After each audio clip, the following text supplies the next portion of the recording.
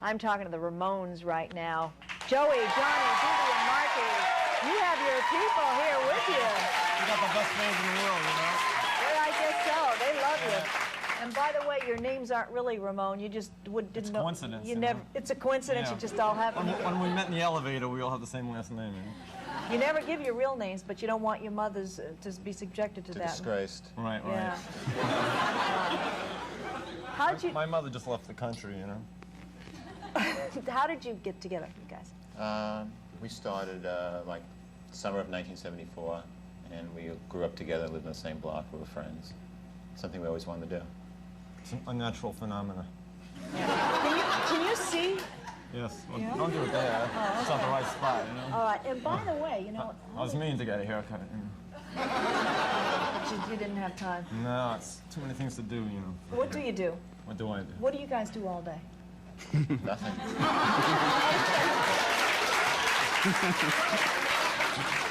That was a great You know, number we that feel you did. cheated that Tom ain't here. Thanks a lot. We don't appreciate, you know, not that, you know, We wanted to argue with personal, him. You know, right, right. What do you want to argue with him about? Anything. Okay, well, I'll argue with you about something. I loved your number, but I couldn't understand a word you said. Do you people understand? We don't sing words, just sounds. It's all telepathy, you know? Uh-huh. Yeah. So they have to get it just by osmosing the whole... They osmosed it in. You started back in the mid-'70s. I want to I know... was going to type out a lyric sheet for you tonight, but... I have it. We want the airways. This business is killing me. The Ku Klux Klan is stealing my baby away. Yeah. And teenage It's a bad day. lobotomy. Yeah. You got it all. I Yeah, got right, it. right. I got it. And you're doing really well with it. But you started punk, kind of. Well, Well, we consider it genuine rock and roll, you know, from the gut, you know. rock and roll was meant for punks, and it started I guess Elvis Presley started the rock and roll or mid-'50s. something, you know. Yeah. But punk is an answer to all the glitter and the stuff that costs a lot of money No, that you can afford. punk is just a rebellious rock for all kids all over. I mean, real rock and roll is punk. Not a bunch of old men playing music for your mothers and fathers. And that's what you have now. It's what they call rock. For instance. Sticks. Yeah, Styx, Kansas, Foreigner, stuff like that. Your parents should listen to this. Is it mellowing My out? mother doesn't even listen to that. Your mother's more hip than that? Yeah, It's just they just want to clean up music and just push Pat Boone and all push that. mediocrity on the on the public. So you're back to your tattered jeans and your sneakers and your leather jackets and nothing fancy and just Well, we do just it. wanted to be real. We wanted to be ourselves and not put on a bunch of phony clothes. Yeah, but wait a minute now. Is this real? Well, we wore what we always wore. Yeah, no, but isn't this a uniform too? I mean, we all have We the same went jacket on. over it. When we started the group, we were talking about what we were going to wear. You know, when we started thinking about it, and we just decided to wear what we had. This is what we were wearing before we were in the band. We were thinking of getting dressed up and all that too, you know, and then we decided not to, because All the big rock stars are wearing what we wear now, like Billy Joel. They're wearing their leather jackets and Queen and. They're trying to be the Ramones too. Right, and all those stars. The Sex Pistols, the Clash, those groups in England went beyond really what you're doing as far as becoming very politically not so. violent, safety pins through their They cheeks. didn't do those things. There were just bands that wanted to play rock music too. It's just a fashion started from clothes stores, and the public media just picked up on a few assorted people. You know, how the media's into sensationalism. And all just that. showed them the Clash and the Sex Pistols don't wear those things. Hey, Joey, can you look up and, I mean, with your hair like this, see, could you get in a car accident real bad? I mean, you could get hit by a bus. Right. Well, you know, I've had a few scrapes there, you know, but I think God's on my side tonight. That's dangerous. And then you got the Yes, glasses besides. Yes, and, right. But you guys have to have fun with it. You have a sense of humor about the whole thing, right? Well, rock's meant to be fun. Right. The man says without a smile on his face. Are you laughing? No. With He's us the or happiest at us? guy Or I know, you know? Well, I'm kind of worried about you, Joey. Well, I'm pretty happy with myself.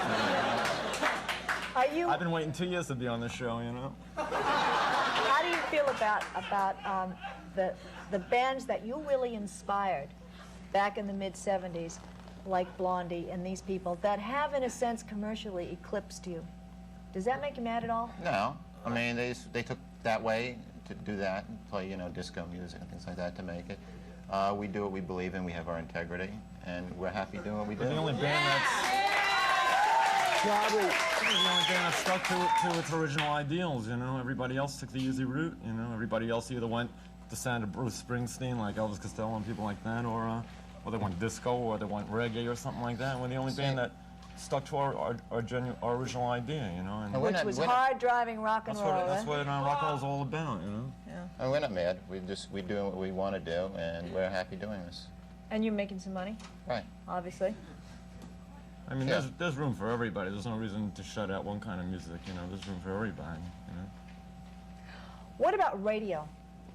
You What guys about have said, well, you guys have said that you're not thrilled about. Do you get a lot of airplay? No. Why not? Because radio's like television, and all they want to do is push crap on the public.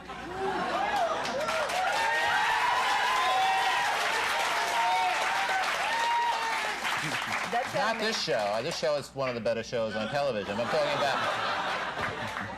I mean, I'd say something bad about this show, too, but I just feel that way. I mean, I'm just talking about situation comedies and things like that. On, if that's what you Right. want. Yeah. I'm talking about situation comedies. But what about like the radio? Yeah, that must make you Like mad Three's because you Company or really, something, you know?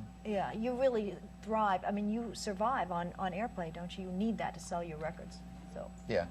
Well, It helps. Radio just turned into a big business. It's you know, just pushing mediocrity and just like it's just, all they care about is money now. Like take the '60s, it was definitely the most innovative time in the history of rock and roll and radio, where they play everything and they look for new things to play. And the DJs were the hip people, and they turned us onto the Beatles and various people like that. I mean, nowadays, you know, the DJs could care less. It's just a salary, and it's just radio's totally sterile. You know, it's They all play their hit formulated list. and You homogenous. don't really need it, though. Really? We haven't had it, and we're getting along just fine without it. And kids don't, just because there is no radio doesn't mean that kids have to be stuck with mediocrity and not thinking. They just have to discover things on their own, whether it's us or anyone else. You know. Do you write all your own stuff? Yeah, well, we've done a few covers by some other people too, but mostly we write our own songs. Phil Spector did one of your albums. Yeah, That's he going produced one. Yeah. What have you got in the future? Well, What's our new coming album up? just came out, Pleasant Dreams. It came out a month ago. And we're just touring America right now. We'll be going to the Midwest this coming month. And How do you do in the Midwest? Oh, very good. It's a good place. Do those people understand what you're about? Oh, yeah, kids are the same everywhere. I mean, basically, if you want to come and have a good time and be entertained.